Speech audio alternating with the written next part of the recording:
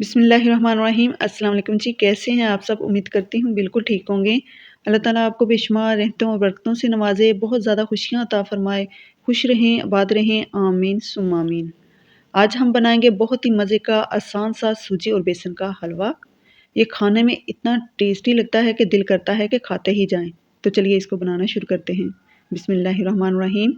सबसे पहले एक कढ़ाई लेंगे, फिर इसमें 1 कप मैं देसी घी का डाल रही हूँ। आप देसी घी ना हो तो इसकी जगह कोई भी घी इस्तेमाल कर सकते हैं। घी के गर्म होने पर हम इसमें शामिल करेंगे 1 कप बेसन। बेसन को हम थोड़ा सा भून लेंगे क्योंकि सूजी के मुकाबला में बेसन को थोड़ा ज़्यादा भूनना पड़ता है। इसको अच्छे से मिक्स कर लेंगे ताकि इसमें जो गुठलियाँ वगैरह हैं वो मिक्स हो जाएँ और लगातार इसमें चम्मच चलाएँगे। इसकी करेंगे भुनाई। अब ये देखें काफ़ी झागदार हो गया है, तो बस इसमें चम्मच चलाते रहेंगे। ध्यान रहे कि ये नीचे लगकर जले नहीं। जब बेसन की लाइट सी खुशबू आने लग जाएगी तो फिर हम इसमें शामिल करेंगे 1 कप सूजी। अब सूजी को भून लेंगे। यहाँ पर भी हमें थोड़ा सा टाइम लग जाएगा, लेकिन चम्मच चलाते रहना है मुसलसल। वक्फे वक्फे से नहीं चलाना, इसको मुसलसल ही चलाना है जब तक हम इसका हलवा बना रहे हैं। तो 10 मिनट लग जाएंगे सूजी और बेसन को भूनने में। सूजी और बेसन को इस वक्त तक भूनेंगे जब तक अच्छी सी खुशबू नहीं आ जाती और इसका अच्छा सा कलर लाइट गोल्डन सा आ जाए। तो अब तकरीबन ये देखें सूजी और बेसन भुन गया है और बेसन भी दानेदार हो गया है। इसकी खुशबू बहुत अच्छी आने लगी है। अब मैं इसका फ्लेम कर दूंगी बंद और ये दूसरी तरफ मैंने रखा हुआ है 2 कप दूध। आप दूध की जगह पानी भी यूज़ कर सकते हैं। ये दूध मैं चाशनी के लिए इस्तेमाल कर रही हूँ। दूध को बॉयल आ गया है। अब मैं इसमें डालूंगी 1 कप चीनी। अब इसको मिक्स करेंगे और मज़ीद 1 मिनट के लिए बॉयल कर लेंगे ताकि चीनी दूध में अच्छे से मेल्ट हो जाए।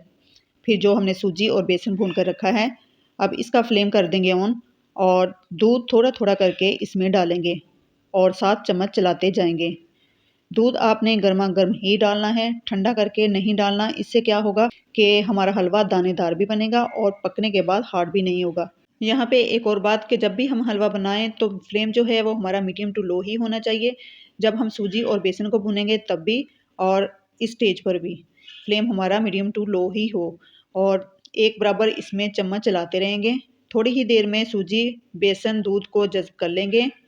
तो फिर इसमें हम शामिल करेंगे ये ज़ाफ़रान एसेंस है मेरे पास, 1 टीस्पून मैं इसमें शामिल कर रही हूँ। आप इसकी जगह इलायची पाउडर या कैवड़ा एसेंस भी इस्तेमाल कर सकते हैं। फिर ये मेरे पास कुछ ड्राई फ्रूट हैं, लंबाई में कटे हुए बादाम, किशमिश, नारियल क्रश किया हुआ और मग्स क्रश किए हुए हैं, ये शामिल कर देंगे। साथ ही मैंने लिए हैं ये फूल मखाने क्रश किए हुए, ये भी ऐड कर देंगे। मखाने जो होते हैं बहुत ज़्यादा फ़ायदेमंद होते हैं, जो जिल्द को तरोताज़ा चमकदार बनाते हैं। कैल्शियम इनमें वाफिर मकदार में होता है, तो इसलिए ये हड्डियों के दर्द से निजात और हड्डियों को मजबूत करने में काफ़ी मददगार साबित होते हैं।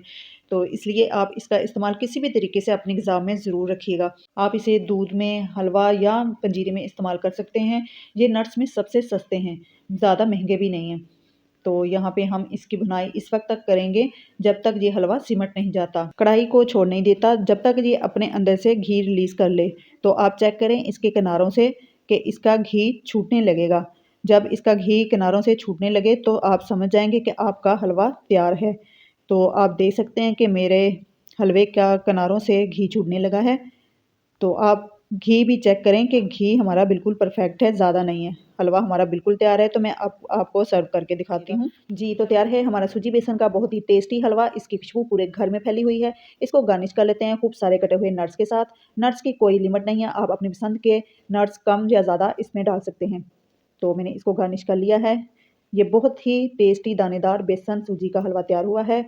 मैं आपको इसका क्लोज़अप भी दिखाती हूँ, ये देखें। आप भी इसको ज़रूर ट्राई कीजिएगा। अगर आपको मेरी रेसिपी पसंद आई हो तो लाइक, शेयर और चैनल को सब्सक्राइब करना तो बिल्कुल ना भूलिएगा। तो मैं फिर मिलूँगी नई मज़ेदार रेसिपी के साथ, तब तक के लिए अल्लाह हाफ़िज़।